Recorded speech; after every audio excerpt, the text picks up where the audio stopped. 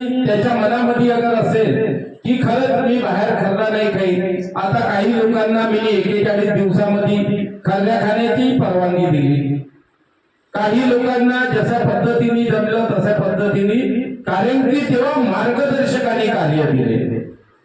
आता कार्य आहे महान त्यागी बाबा जुंजजीची डायरेक्ट मुलाखत आहे, आणि जोही सेवक हा कार्य करेल त्यांनी मातीला हात लावला तर सोनं बनल्याशिवाय राहणार नाही. म्हणून सेवकांनी मनामध्ये हे किंतु परंतु अन्नपेक्षे कर्रा वगैरे खाण्याचे हे फक्त बाबासमोर शब्द ठेवा, आणि 41 दिवसाचे जे कार्य आहे त्या 4 तारखेला भगवंतासमोर शब्द ठेवला तर मला नाही वाटत की त्या खर्याची किंवा बाहेरच्या खाण्याची तुम्हाला आठवण येईल. म्हणून सेवकांना विनंती आहे, महत्वाचा विषय आहे की ज्यांच्याकडे आता मंथली हवन चालू आहे, कोणीही आग्रहाची विनंती आहे की कोणीही मंथली हवनाची पत्रिका व्हॉट्सअप ग्रुपवरती टाकायची नाही आहे. सेवकांनी चर्चा बैठक बंदच आहे. याच्यानंतर ज्यांनाही हवनाची पत्रिका टाकायची असेल 4 तारखेनंतर त्यांनी कोणीही पत्रिका ग्रुपमध्ये टाकू नये.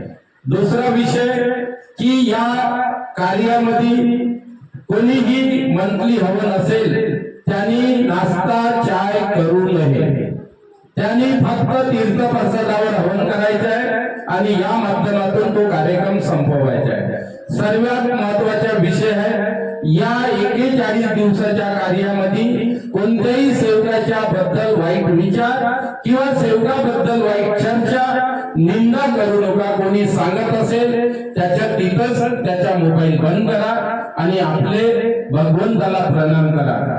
आम्ही कुठेही गेलो मजाक वगैरे करत असलो तर एलोरे भाऊंना काही एखादी अगर हसी मजाकीचा शब्द बोलला तर एलोरे भाऊ शब्द काय काढते, मी सेवक आहो.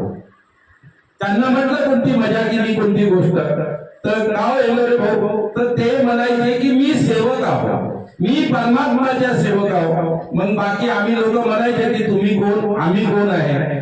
तर म्हणायचं तात्पर्य की त्याला सांगा या 41 दिवसाच्या कार्यामध्ये भाऊ मी बाबाचे सेवक आहो, मला ह्या चेष्टा निंदा आता या कार्यामध्ये करायच्या नाहीये.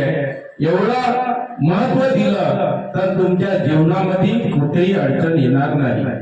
ज्यांच्याही घरात साधे सेवक असो या त्यागी सेवक असो, 5 दिवस अगर त्या बाईचं जमत नसेल तर 5 दिवस तुम्ही स्वतः स्वयंपाक करा, चाहे साधा सेवक असो या त्यागी सेवक असो.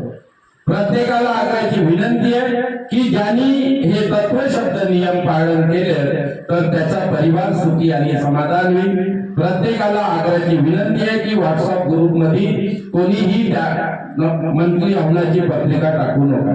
सर्वांना आदरपूर्वक नमस्कार.